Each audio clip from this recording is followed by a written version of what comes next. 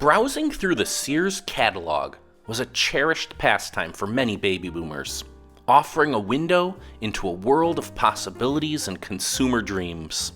This thick, glossy catalog was more than just a shopping guide. It was a visual feast that brought an array of products right into the living rooms of families across America. Baby boomers might fondly remember flipping through the pages, marveling at the vast selection of clothing, appliances, toys, and household items. The catalog served as a wish book, where children circled their desired toys for the holiday season, and families planned their purchases with meticulous consideration. The Sears Catalog was not just a retail offering. It was a snapshot of the evolving tastes, trends, and aspirations of the baby boomer generation. The anticipation of receiving the latest edition in the mail and the hours spent poring over its contents made the Sears Catalog a nostalgic emblem of a bygone era, of mail order marvels and catalog shopping.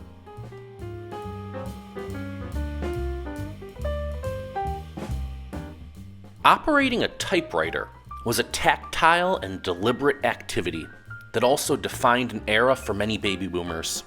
The clatter of keys striking the page, the satisfying bell at the end of a line, and the distinct sound of the carriage return were all integral parts of the typewriter experience. Baby boomers might recall the necessity of precision and accuracy, as there was no delete button. Errors required correction through the use of correction fluid or correction ribbons. The rhythmic and purposeful typing of a manual typewriter became a familiar sound in homes, offices, and classrooms. Whether crafting letters, school assignments, or professional documents, the typewriter was the workhorse of written communication. The mechanical nature of these machines contributed to a tangible connection with the act of writing. The distinct appearance of typewritten documents still carries a sense of nostalgia, representing a time when the written word was a manual and intentional craft.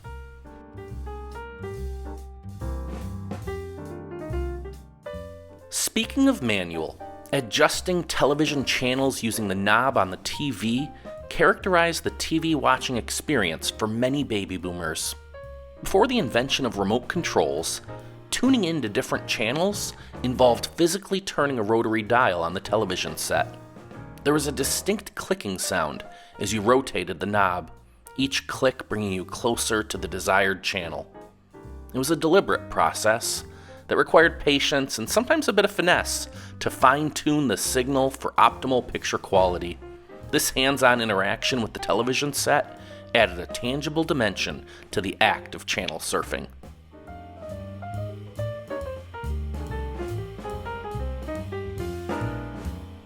One iconic television show that all baby boomers remember is I Love Lucy.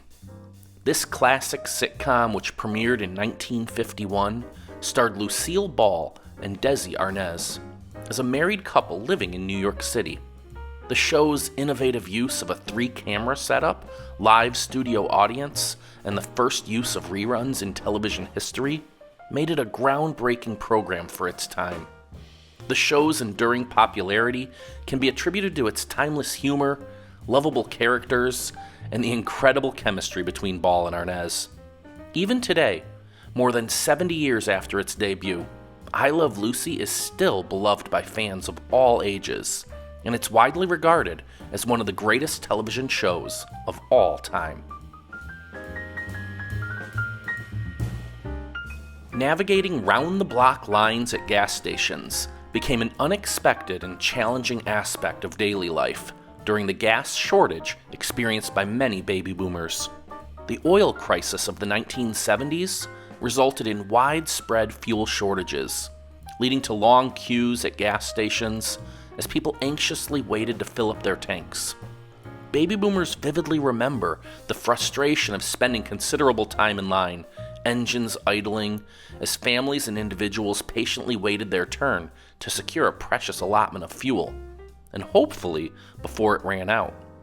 This scarcity not only created a sense of collective inconvenience, but it also influenced driving habits and attitudes towards energy consumption.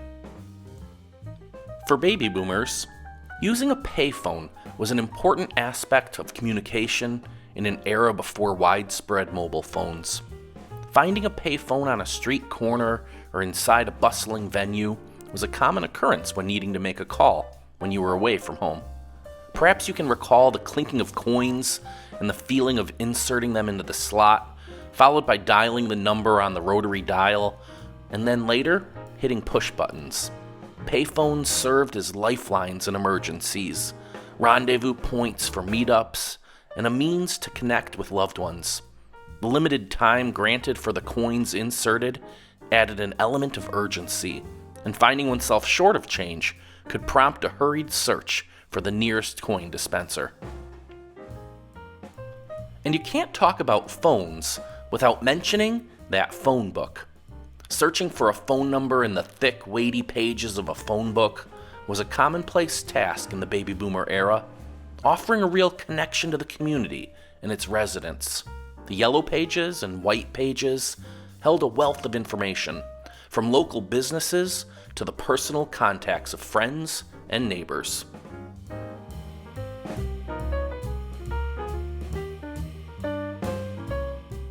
Engaging with the operator was once a common and essential part of making telephone calls. Before the age of automated systems, individuals would dial 0 to connect with the operator, a skilled professional who played a crucial role in establishing and facilitating calls. Baby boomers might remember the distinctive voice of the operator, patiently inquiring, "Number, please." Operators were not merely conduits for connecting calls. They were a link in the communication chain, offering assistance with everything from dialing long distance to providing directory assistance.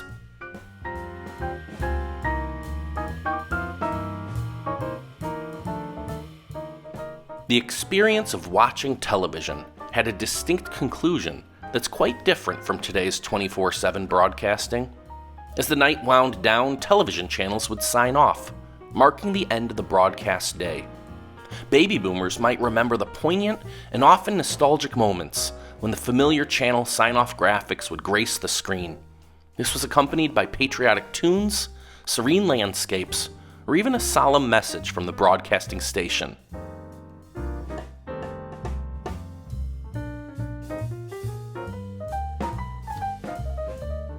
Thanks for watching Memory Mountain. If you enjoyed this video, please click to subscribe to our channel and hit that thumbs up button.